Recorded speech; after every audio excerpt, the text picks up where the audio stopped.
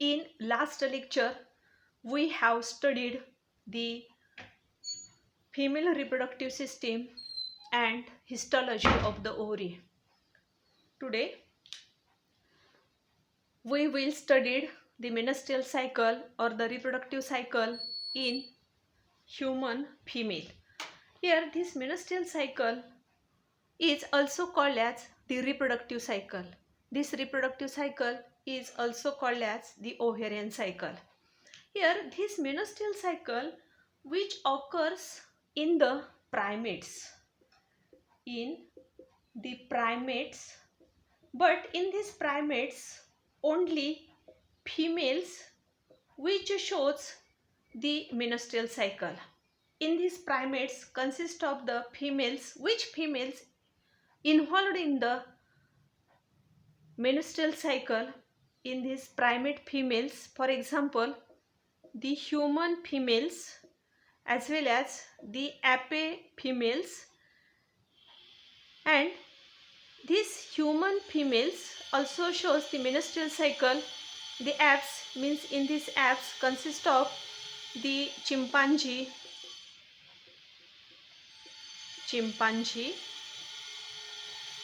gibbon,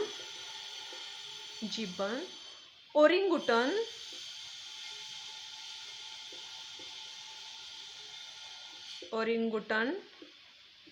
these are included in these primate females, as well as in these monkey females also shows this menstrual cycle, and this menstrual cycle which is starts at those period, this is called as the menarche. Means here the beginning of the menstrual cycle called as the menarche, but the age of this menarche starts from 13 years, and here the ending or the stopping of the menstrual cycle called as the menopause, and this menopause which is found in between the 45 years to 55 years. But in this menstrual cycle which shows the cyclic changes occurs in the wall of the uterus, as well as changes occurs in the ovary, as well as changes occurs in the hormonal changes for the pregnancy called as the menstrual cycle. आता इथं मेनस्ट्रुअल cycle जी असते ही मेनस्ट्रुअल cycle प्रत्येक महिन्याला त्या फिमेल्समध्ये घडून येत असते. पण कोणत्या फिमेल्समध्ये ही मेनस्ट्रुअल सायकल आढळते तर जे प्रायमेट्स आहेत त्या प्रायमेटच्या ज्या फिमेल्स असतात, म्हणजेच या ठिकाणी आपण जर ह्यूमन एक्झाम्पल जर घेतलं, ह्यूमन म्हणजे आपण माणूस हे जर उदाहरण घेतलं, त्याच्या ज्या फिमेल्स असतात म्हणजे स्त्रिया ज्या असतात त्यांच्यामध्ये ही मेनस्ट्रुअल सायकल आढळते. त्याचबरोबर ॲपे जे असतात म्हणजे एप्स जे आहे त्याच्यामध्ये चिंपांजी आहे, ओरिंगुटन आहे, जिबन आहे, हे जे ॲनिमल्स आहेत त्यांचे जे फिमेल्स असतात त्याच्यामध्ये ही मेनस्ट्रुअल सायकल आढळते. त्याचबरोबर मंकी जे आहेत त्या मंकींच्या ज्या फिमेल्स असतात त्याच्यामध्ये ही मेनस्ट्रुअल सायकल आढळते. ज्या वेळेला मेनस्ट्रुअल सायकल स्टार्ट होत असते त्याला मेनार्च असं म्हणायचं. म्हणजे त्या फिमेल्समध्ये वयाच्या 13व्या वर्षापासून पुढं या ठिकाणी ही मेनस्ट्रुअल सायकल स्टार्ट होत असते, त्याला त्या ठिकाणी मेनार्च असं म्हणायचं. म्हणजे जनरली त्या मुलगी जर ती समजा 8वीला किंवा 9वीला जर असेल तर तिच्यामध्ये ही मेनस्ट्रुअल सायकल घडून येत असते. आणि stopping or the ending of the menstrual cycle called as the menopause. म्हणजे ज्या वेळेला ही मेनस्ट्रुअल सायकल स्टॉप होते म्हणजे केव्हा तर वयाच्या 45व्या वर्षी किंवा 45 ते 55 वर्षापर्यंतचा हा जो कालावधी आहे त्याच्यामध्ये ही मेनस्ट्रुअल सायकल स्टॉप होत असते. याचाच अर्थ असा, जोपर्यंत मेनस्ट्रुअल सायकल ही चालूच असते तिथपर्यंतचा जो कालावधी असतो तो रिप्रोडक्शनचा असतो. त्याच कालावधीमध्ये त्या स्त्रीला मुलं ही होऊ शकतात. आता जर आपण एखादी स्त्री जर घेतली तर तिच्या लाईफमध्ये ती किती मुलांना जन्म देऊ शकते, म्हणजेच या ठिकाणी त्या स्त्रीला किती मुलं होऊ शकतात याचं जर आपल्याला कॅल्क्युलेशन करायचं असेल तर एक फॉर्म्युला असा दिलेला आहे की ती जर फिमेल घेतली त्या फिमेलचा असणारा रिप्रोडक्टिव्ह एज, त्या स्त्रीचं रिप्रोडक्टिव्ह एज जर घेतलं आणि प्रत्येक इयरमध्ये इयर्स फॉर्म्ड दी एग्स, म्हणजेच एका वर्षामध्ये किती एग्स तयार होत असतात याचा जर गुणाकार केला तर त्या स्त्रीमध्ये एकूण जी चिल्ड्रन्स आहेत ती किती जन्माला घालू शकते. तर इथं रिप्रोडक्टिव्ह एज जे आहे त्या स्त्रीमध्ये ते 32 वर्षांचं आहे. म्हणजेच या ठिकाणी वयाच्या 13व्या वर्षापासून जर आपण कॅल्क्युलेशनला सुरुवात केली तर मेनोपॉजचा कालावधी जो असणार तो 45 वर्षाचा आहे असं जर गृहीत धरलं तर रिप्रोडक्टिव्ह एज जे आहे ते 32 वर्षांचं आहे. आणि त्या एजमध्ये प्रत्येक वर्षामध्ये त्या स्त्रीच्या शरीरामध्ये फक्त 13च ओहम तयार होऊ शकतात. आता तुम्हाला असा प्रश्न पडणार की जर स्त्रीच्या शरीरामध्ये 2 ओव्हरी जर असतील, प्रत्येक महिन्याला प्रत्येक 2 ओव्हरीनी जर एग्स प्रोड्यूस केले तर वर्षामध्ये प्रत्येक ओव्हरीपासून 2 या पद्धतीनं 24 एवढे एग्स तयार होऊ शकतात. पण ॲक्च्युली प्रत्येक महिन्याला एकच ओव्हरी ही फंक्शनल असते.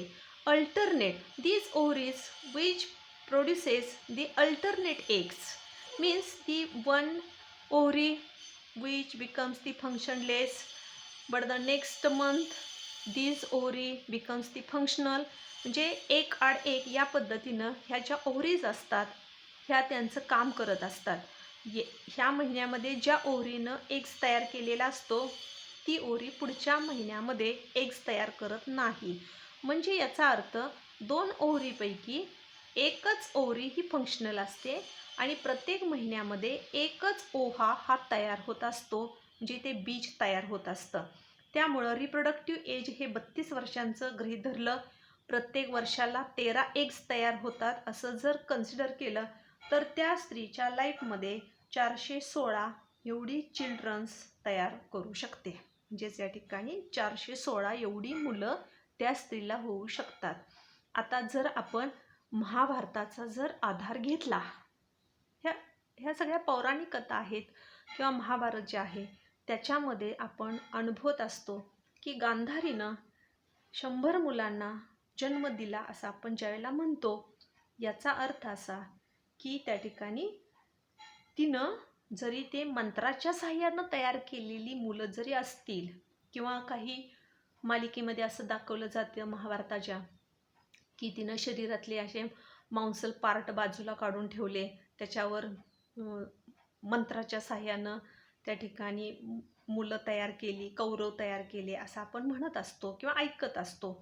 पण इथं ती जी स्त्री आहे ती 416 मुलांना सुद्धा जन्म देऊ शकते. म्हणजेच इथं ही मेनस्ट्रुअल सायकल आहे. आता मेनस्ट्रुअल सायकल जी आहे तिची जर आपण डेफिनेशन बघितली, the cyclic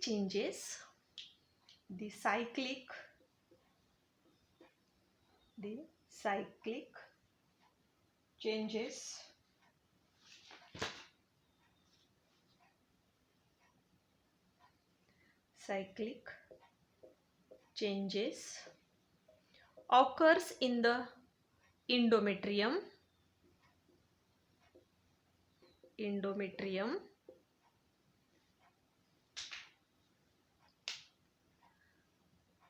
in the ovary and in the hormones. For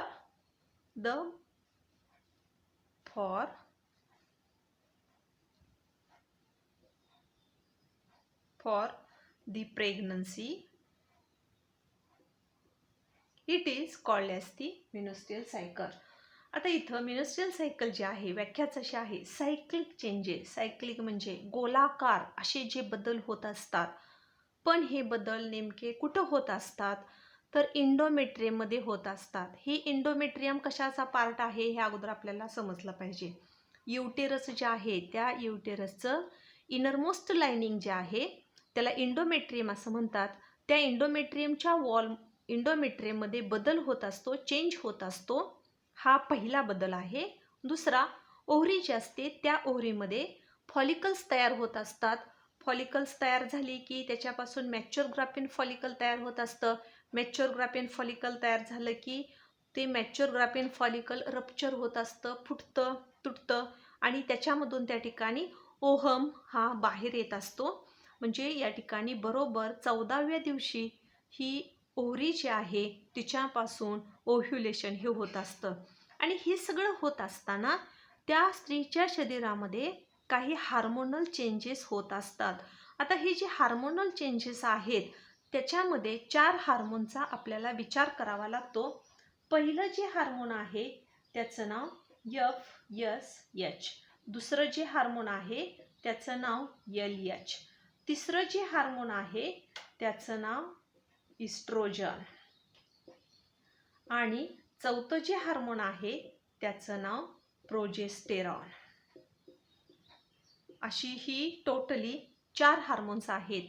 ह्या 4 हार्मोन्सचा बदल त्या स्त्रीच्या शरीरात होत असतो. आणि म्हणून मेनस्ट्रुअल सायकलची डेफिनेशन अशी आहे, the cyclic changes occurs in the wall of the uterus, in ovary and in hormones for pregnancy called as the menstrual cycle. इंडोमेट्रियममध्ये बदल होतो, ओव्हरीची जी डेव्हलपमेंट आहे तिच्यात बदल झालेला असतो आणि वेगवेगळी जी हार्मोन्स आहेत त्याच्यामध्ये बदल होत असतात. आणि हे सर्व कशासाठी होत असतं, फॉर द प्रेग्नन्सी. आणि इथं ही हार्मोन्स जी आहेत ही 4 हार्मोन्स आहेत. पहिलं जे हार्मोन आहे FSH, त्याचा लॉंग फॉर्म असा आहे, फॉलिकल स्टिम्युलेटिंग हार्मोन. दुसरं हार्मोन आहे LH, त्याचं नाव आहे ल्युटिनायझिंग हार्मोन. तिसरं हार्मोन आहे इस्ट्रोजन. चौथं हार्मोन आहे प्रोजेस्टेरॉन.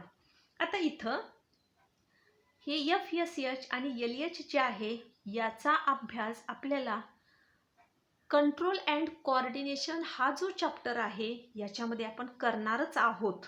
तरीसुद्धा या रिप्रोडक्शन इन ॲनिमल्समध्ये आपल्याला हे FSH जे आहे किंवा LH जे आहे, ओव्हरी जी असते त्या ओव्हरीमध्ये ज्यावेळेला डेव्हलपमेंट ही प्रायमॉर्डियल फॉलिकलची होत असते त्यावेळेला ही जी FSH आणि LH जे आहे त्यांचा रोल हा महत्त्वाचा असतो.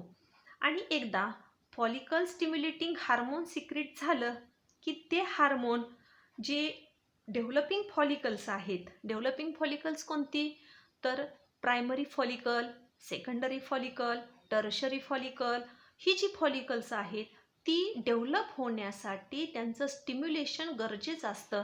म्हणजे ओव्हरीला स्टिम्युलेशन करण्यासाठी या FSHचा उपयोग होतो. आणि LHचा उपयोग काय होतो, त्याचा लॉंग फॉर्म मी सांगितला, त्याला ल्युटिनायझिंग हार्मोन असं म्हणायचं. हे ल्युटिनायझिंग हार्मोन नेमकं काम काय करतं, तर मॅच्युअर ग्राफिन फॉलिकल ओव्हरीमध्ये जे तयार झालेलं असतं ते मॅच्युअर ग्राफिन फॉलिकल रप्चर करायचं आणि त्याच्यापासून ओव्हा जो आहे तो बाहेर पाठवायचा. म्हणजे त्या प्रोसेसला ओव्ह्युलेशन असं म्हणायचं. For the ovulation LH is very important, and the definition of the ovulation is the process in which release of the ovum from mature graphene follicle. This is called ovulation. म्हणजे mature graphene follicle पासून ज्यावेळेला ohm बाहेर पडतो ती प्रक्रिया घडवून आणण्यासाठी ह्या LHचा उपयोग होतो. त्याच्यानंतर तिसरा हार्मोन आहे इस्ट्रोजन. आता मागच्या लेक्चरला मी ह्या इस्ट्रोजन नेमकं कोण सिक्रेट करतं हे सांगितलंय, प्रोजेस्टेरॉन कोण सिक्रेट करतं हे सांगितलंय. आता इथं इस्ट्रोजन कोण सिक्रेट करत असतं, तर follicular cells. Here the oestrogen is secreted by the follicular cells, and these follicular cells which are found in the primary follicle, secondary follicle, tertiary follicle. And this progesterone is secreted by the corpus luteum. म्हणजे इथं हे जे oestrogen आहे हे oestrogen follicular sale secret करत असतात.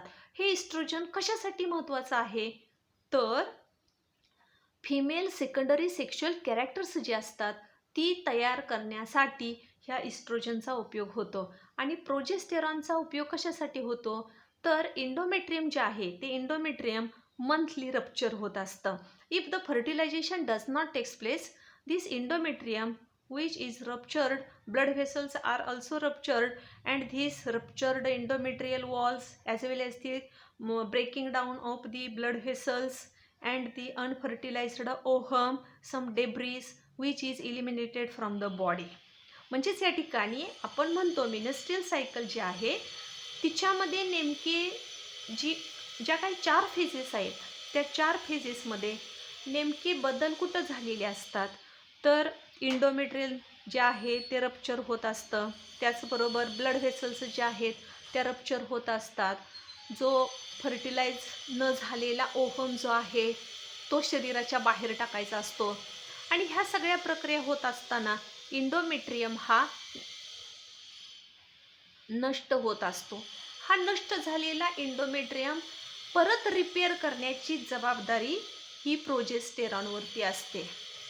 त्यामुळं हा प्रोजेस्टेरॉन जो आहे the function of this progesterone is the repairing and the preparing of the endometrium. इंडोमेट्रियमचं रिपेअर करायचे, इंडोमेट्रियमची सुधारणा करण्यासाठी ह्या प्रोजेस्टेरॉनचा उपयोग होतो. आणि म्हणून ही फक्त आपण डेफिनेशन बघितली. The cyclic changes occurs in the wall of the uterus, ovary and the hormonal changes for pregnancy called as the menstrual cycle. Next point is which phases included in this menstrual cycle? Menstrual cycle consists of 4 phases.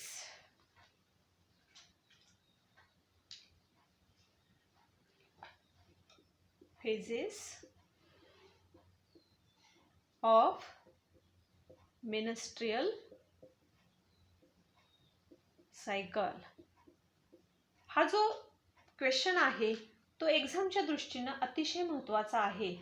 कारण 2019 साली हा 7 मार्कासाठी प्रश्न विचारलेला होता. त्याचबरोबर 2016 साली याच्यावरती प्रश्न विचारलेला होता. त्यामुळं एक्झामच्या दृष्टीनं अतिशय महत्त्वाचा हा पॉईंट आहे. आता मेनस्ट्रुअल सायकल जी आहे तिच्यामध्ये 4 फेजेस इन्क्लूड होत असतात. पहिली फेज जी आहे, पहिली फेज तिचं नाव मेनस्ट्रुअल फेज. मेनस्ट्रुअल फेज और bleeding phase. Second phase proliferative phase.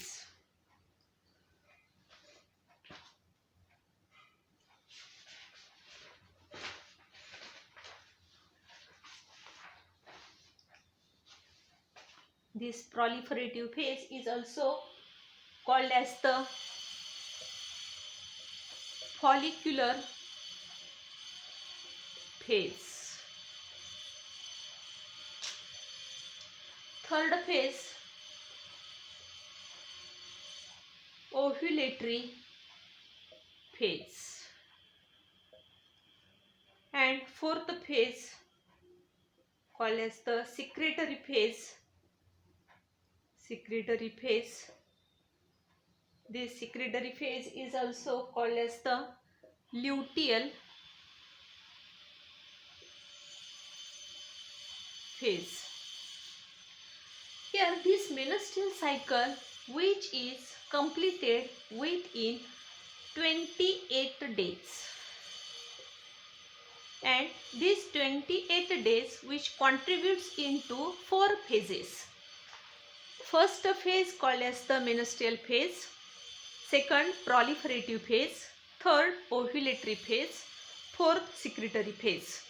In this menstrual phase which is extends from 1st to 5th days. This proliferative phase which is starts from 5th to 13 days. This ovulatory phase occurs in the 14th day, and this secretory phase which is extends from 15 to 28 days. Means here total 28 days which contributes into 4 phases. In this menstrual phase there occurs the bleeding. So this phase is also called as the bleeding phase. In this bleed consists of the unfertilized ovum as well as the ruptured endometrium, breaking of the blood vessels, and some debris which is eliminated from the body through the vagina, and their bleeds occurs in between the 45 ml of the blood in each menses. But this menstrual phase which is starts when the level of these hormones, means the FSH, LH as well as the estrogen, progesterone level becomes the very low, and this menstrual phase which is occurs. The second phase called as the proliferative phase. In this phase the primordial follicle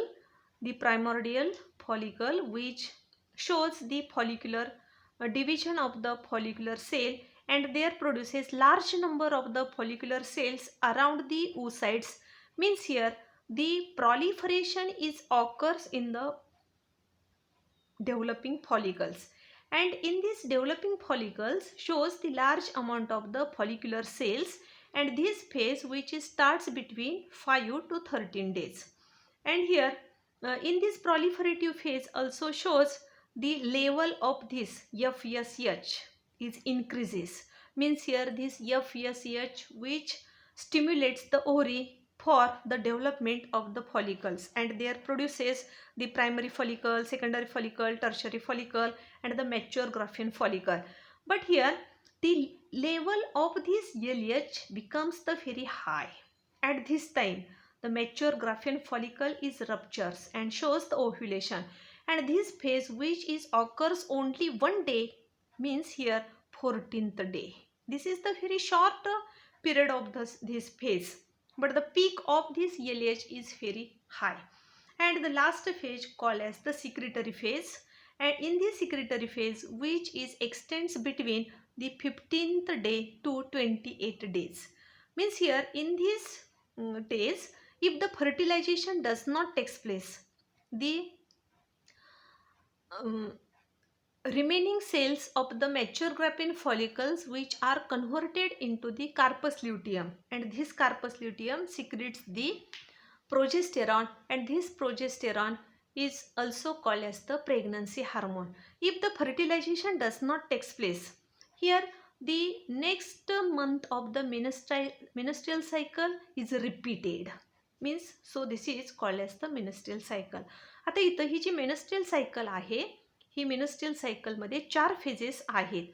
पहिली phase आहे menstrual phase किंवा तिचं दुसरं नाव आहे bleeding phase. आता bleeding याचा अर्थ रक्तस्राव. तर रक्तस्राव जो आहे की ज्या रक्तामध्ये त्या ठिकाणी इंडोमेट्रियमची वॉल ही तुटलेली असते एक. दुसरं रक्तवाहिन्या ज्या असतात त्या ब्रेकडाऊन झालेल्या असतात, हे दुसरं. तिसरं अनफर्टिलाइज्ड ओहम, म्हणजे ज्या ओहमचं फलित झालेला नाही असा ओहम शरीराच्या बाहेर हा महिन्याला टाकावाच लागतो, त्यामुळं ही तिसरा. आणि आपल्या युटेरसमध्ये असणारे जे काही डेब्रिस असतील, काही घाण असते, काही डेड सेल्स असतात, त्या शरीराच्या बाहेर टाकण्याची जी प्रक्रिया असते त्यालाच मेन्सस असं म्हटलं जातं.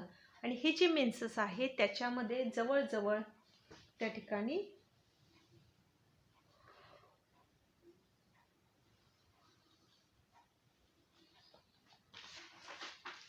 30 ml ते 45 ml एवढं त्या ठिकाणी ब्लड हे लॉस होत असतं.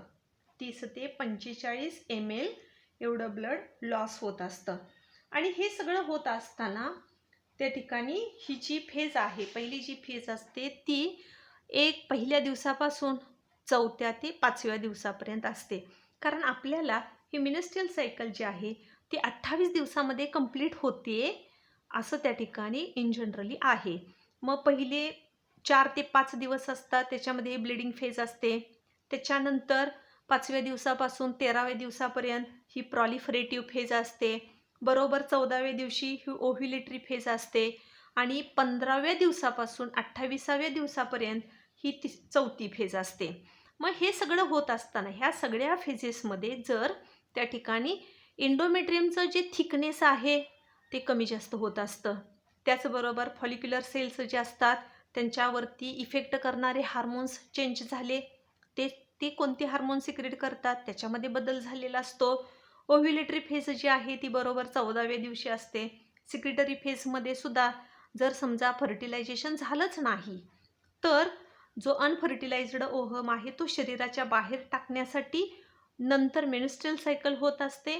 आणि जर समजा त्या ठिकाणी फर्टिलायझेशन झालं असेल तर ज्या मॅच्युअर ग्राफेन फॉलिकल्समध्ये असणाऱ्या ज्या सेल्स आहेत त्या सेल्स त्यांचं रूपांतर कार्पस ल्युटियममध्ये होत असतं आणि कार्पस ल्युटियम जे आहे ते त्या ठिकाणी प्रोजेस्टेरॉन सिक्रेट करत असतं. आता इथं हे जे 4 फेजेस आहेत त्या 4 फेजेस 28 दिवसामध्ये ज्या कॉन्ट्रीब्यूट झालेल्या आहेत त्याची आपल्याला फिगर काढावी लागेल. आता ॲक्च्युली ही फिगर काढत असताना जे ऑर्गन्स इन्व्हॉल्व झालेले असतात त्याच्या सहाय्याने आपल्याला ही फिगर काढावी लागेल. इथं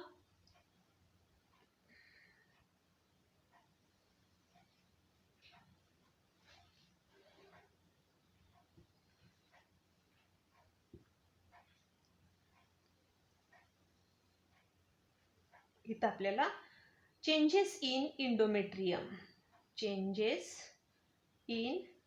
इंडोमेट्रियम दाखवावा लागेल. त्याच्यानंतर ओव्हरीमध्ये होणारा जो बदल आहे तो दाखवावा लागेल आणि हार्मोन्स जे आहेत त्या हार्मोन्समध्ये होणारे जे बदल आहेत ते इथं दाखवावे लागतील. आता इथं हा जो एक्स ॲक्सिस आहे याला 28 दिवसांचं मार्किंग करावं लागेल. 1 2 3 4 5 6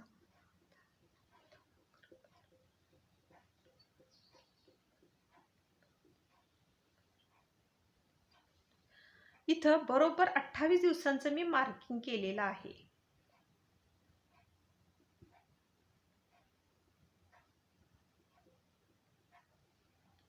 चौदा 15 16 17 18 19 20 21 22 23 24 25 26 27 आणि 28 कारण मेनस्ट्रुअल सायकल बरोबर 28 दिवसांची असते असं गृहीत धरायचं. आता आपल्याला अजून एक उपाय करावा लागेल. ओव्ह्युलेशन जे आहे ते बरोबर 14व्या दिवशी होत असतं. त्यामुळं बरोबर 14व्या दिवशी आपण एक लाईन मारून घ्यावी लागेल. आता इथं या ठिकाणी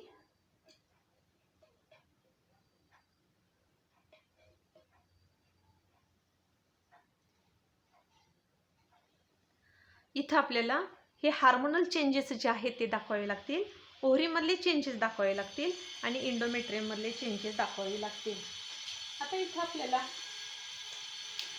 पहिल्या दिवसापासून 5व्या दिवसापर्यंत असणारी ही मेनस्ट्रुअल फेज, 5व्या दिवसापासून 13व्या दिवसापर्यंत असणारी ही प्रॉलिफरेटिव्ह फेज,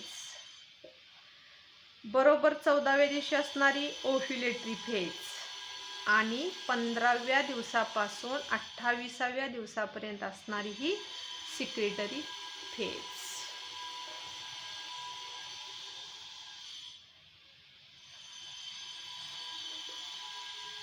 अशा ह्या 4 फेजेस आपण दाखवल्या. आता इंडोमेट्रियमचा जर विचार केला तर पहिल्या 5 दिवसापर्यंत इंडोमेट्रियम पूर्णतः रप्चर झालेलं असतं, फुटलेलं असतं, तुटलेलं असतं. त्याच्यानंतर ज्या वेळेला FSH हे सिक्रेट होतं त्यावेळेला हे डेव्हलपिंग फॉलिकल्स तयार होतात. त्यावेळेला इंडोमेट्रियमची थिकनेस जी आहे ती हळूहळू वाढत जाते आणि ज्या वेळेला ही थिकनेस वाढते त्यावेळेला त्याच्यामध्ये असणाऱ्या ज्या युटेराईन ग्लँड्स ज्या असतात, ह्या युटेराईन ग्लँड्स आहेत, त्यांची संख्या वाढत असते, त्याचबरोबर त्यांची लेंथ वाढत असते. Here the endometrium becomes the thick about the 1 millimeter in thickness in the menstrual phase, but this thickness is increases about the 3 to 5 millimeter in thickness, and here it supplies the large number of the bloods, means here these blood vessels. In this secretory phase, the endometrium becomes the very thick. It becomes the glandular and the vascular. This is the endometrium. The thickness of this endometrium is increases. In this secretory phase, this endometrium becomes very thickest. If the fertilization takes place, this endometrium becomes the 8 to 10 millimeter in thickness, and here it becomes the vascularized and the glandularized. Here the changes occurs in the ovary. Here in the 5th day, here this is the primordial follicles. This is called as the primary follicle. This is called as the secondary follicle. This is called as the tertiary follicle. And this is, but this mature graphene follicle here secreted, this is called as the oocyte. Oocyte is present here. The remaining cells are called as the follicular cells, these follicular cells. But this, in the 14th day, the ovum is released. This is the ovum, and this ovum shows the structure like the corona radiata cells. And if the fertilization takes place here after the 15th day, the carpus luteum is present, and this carpus luteum secretes the hormone called as the progesterone. If the fertilization does not take place, this carpus luteum is converted into the carpus albicans, and this carpus albicans which is eliminated from the body in the menses. This changes occurs in the ovary, and in these hormonal changes, means here the level of these 4 hormones FSH, LH as well as the estrogen, progesterone becomes very low in the first 5th day, but the level of this FSH is increases. Level of FSH is increases, but in the 14th day the level of this LH is becomes the high, and due to the high peak of this LH, their ovulation is takes place. But this FSH which stimulates the ovary and their developing follicles are synthesized. These developing follicles means the follicular cell secretes the hormone called as the estrogen. This is called as the estrogen secreted by the follicular cell, and the peak of this progesterone becomes the high after the 15th day. This is the progesterone. This progesterone is secreted by the carpus luteum. This is the carpus luteum. Corpus luteum. जर समजा हा प्रश्न आपल्याला broad question मध्ये जर आला तर आपल्याला ही फिगर काढावी लागते. ही फिगर काढत असताना एक्स ॲक्सिसला हे आपण डेज घेतलेले आहेत, 28 दिवसांचं हे कॅल्क्युलेशन आहे, आणि वाय ॲक्सिसला कोणकोणत्या ऑर्गनमध्ये बदल होतात त्यांची नावं लिहिली आहेत. म्हणजे changes in endometrium, changes in ovary, त्याचबरोबर चेंजेस इन हार्मोन्स. मग अगोदर आपल्याला बघा इंडोमेट्रियममध्ये कोणते बदल होतात हे आपल्याला दाखवावं लागेल. पहिल्या मेनस्ट्रुअल फेजमध्ये इंडोमेट्रियम सगळं रप्चर झालेलं असतं, त्याची जाडी फक्त 1 ते 3 मिलीमीटर एवढी असते. नंतर हळूहळू इंडोमेट्रियमची जाडी जी असते ती वाढत जाते आणि ही जाडी ह्या प्रॉलिफरेटिव्ह फेजमध्ये 3 ते 4 mm एवढी असते. त्याच्यानंतर जर फर्टिलायझेशन घडून आलं तर ह्या इंडोमेट्रियमची जाडी 8 मिलीमीटर पासून 10 मिलीमीटर एवढी होत असते. त्याच वेळेला युटेराईन मिल्क म्हणजे बाळाची नरिशमेंट करण्यासाठी, बाळाचं पोषण करण्यासाठी इथं काही युटेराईन अशा ग्रंथी तयार झालेल्या असतात आणि त्या ग्रंथीमधून जो द्रव बाळाच्या नरिशमेंटसाठी बाहेर टाकला जातो त्याला युटेराईन मिल्क असं म्हणायचं. हे मिल्क तयार होण्यासाठी ह्या ग्लँड्युलर इंडोमेट्रियल ग्लँडची संख्या वाढलेली असते, त्याला सप्लाय करणाऱ्या ब्लड व्हेसलची संख्या वाढलेली असते.